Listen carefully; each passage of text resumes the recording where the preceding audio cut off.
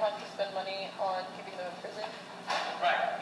So one possibility is because people are rehabilitated, they don't want to be in prison as long, and they don't have to keep coming back. The big tack into it is we're doing churning. Churning is the problem. People come into the prison system, they come into probation, they go back out, or they're on probation, they violate it, they come back into the system, back into the court. It's this cycle. We have too many people churning. So in theory, if you could rehabilitate these individuals, reduce their offending, you won't have to have these exponential court costs. So it might be cheaper. A third one you guys got is it can improve public safety, reduce crime. It's fairly straightforward. The fourth one that Cullen talks about is this feeling in society that there's a moral obligation. That's a trickier one. Is there a moral obligation to at least try to rehabilitate? One thing we have as a result of our justice system and the way our police force works, we're able to identify people who need help. So maybe we feel morally obligated, maybe we don't. And then last, what Cullen talks about, just to be clear, is Cullen argues that prisons might be safer. Prisons might be safer. Now, some people have aspirations to work in a prison as officer, or staff, or researcher, or psychologist. Why do you think, if rehabilitation would be our main theory, why might prisons be safer? There would be some people do it as there would be more positive programming in prison. Some people would be engaged in programming that should be feeling like they're benefiting from. Safe. This prison system itself might be more stable if you're attempting to reform lots of individuals. Without reform, maybe people are just maintaining their status quo. They were offenders before prison. While in prison, they're offending, and they continue to do so afterwards. They have moral state, not misbehaving. Yeah, there's potentially, if our system were to think about that for a couple of different ways, to run with that idea, an alternative system is to simply, someone's in for 3 or 4 years, and they get out, regardless if they're rehabilitated or not. The rehabilitation system, you're trying to always show that you've changed, you've reformed. You're incentivizing.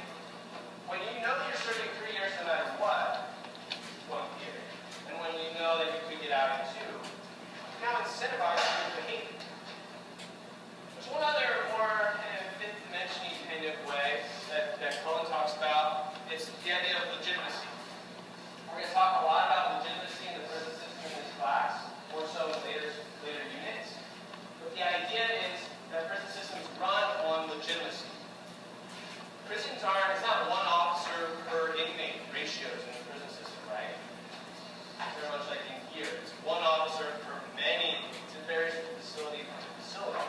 But the prison system runs on some type of compliance.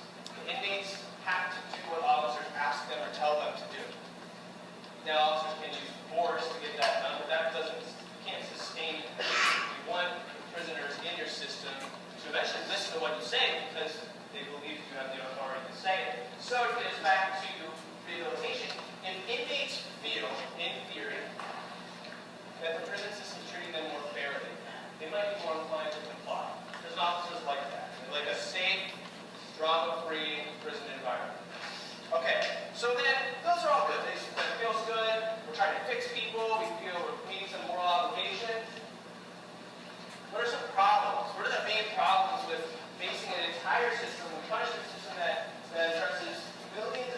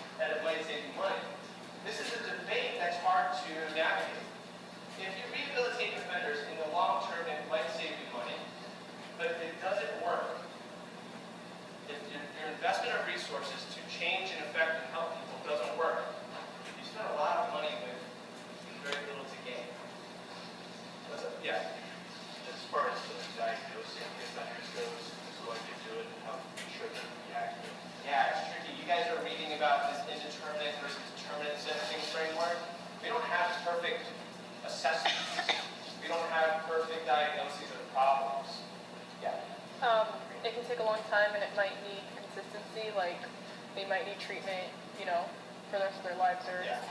There's no clear-cut solution. It's not going to come before me. I know exactly how to fix your problems. Everything's a deliberation. It might take long periods of time. It's very complicated. Depending on the program, it could make things more dangerous, like a shop having more easy access to improvised weapons for inmates. Yeah, you might put more people at risk for sure. For sure. You're kind of changing in lots of ways the way systems operate. You need to play new programs. You might start putting trust in people to go work jobs. It can be violent, that's for sure. Change makes things pretty difficult.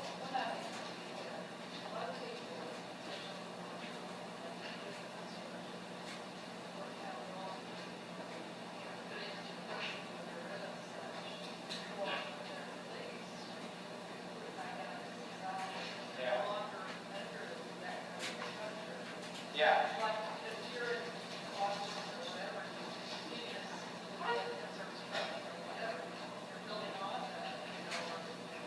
Well, and I think so the idea is that, one idea, there's a large proportion of people who find themselves in prison or in the correction system who have, for long periods of time, been exposed to these kinds of things or don't have a structure. And how can a prison system, for instance, be responsible for people?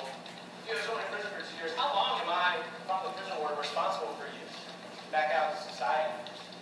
So all that contributes to a high likelihood in theory that rehabilitation will fail for a fairly large percentage of people who try to rehabilitate. And that gets you into the dicey scenario of picking who should deserve treatment or services. Okay, so that's good discussion. Let's highlight I'm going to summarize, again, 5 factors. At least one of which you guys didn't bring up, which is a fun one. The big one is it might sometimes or often fail. A bad thing about rehabilitation as a theory to base your system on is we believe that we have evidence to suggest it will fail sometimes, at least sometimes. You can't rehabilitate everyone. Some of you might know people who are in and out of the corrections system yourself, who are constantly coming in contact with the police for bad reasons.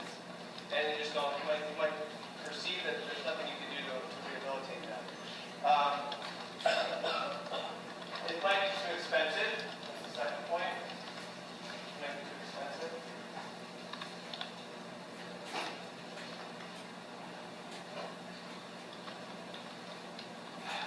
So,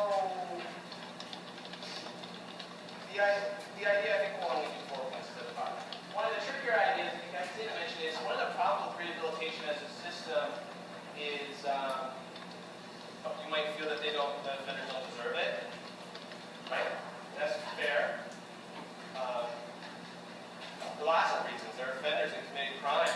It is something you find morally reprehensible or whatever. You might feel differently depending on the given circumstance of the individual, right? There are certain types of offenders, serial child rapists, killers, and we probably don't feel like rehabilitating as a class if we had to take a vote. I don't think that's much of a stretch. There would be other types that might. But generically, you might not feel that people commit crimes and break the law deserve treatment. As a sub-argument to that is the argument you can stand right now, that how do we justify spending resources and providing benefits to criminals that non-criminals don't get? So think about all the different, on that point, think about all of the different rehabilitation strategies that you're reading about in Cullen and that we could be talking about. Just for fun, you can do vocational training, you can do drug counseling and treatment, you can help someone get a GED. A lot of inmates are illiterate. In the prison system overall in the United States, there's a lot of high rates of illiteracy. You can teach inmates how to read, literally. You can help them take college classes. Think about all these benefits, though. And there are probably non-criminals out in communities, not breaking the law, who would benefit from these services and programs. So one of the things that politicians who feel very strongly against, and society members who feel very strongly against rehabilitation, feel like offenders don't deserve it. They think so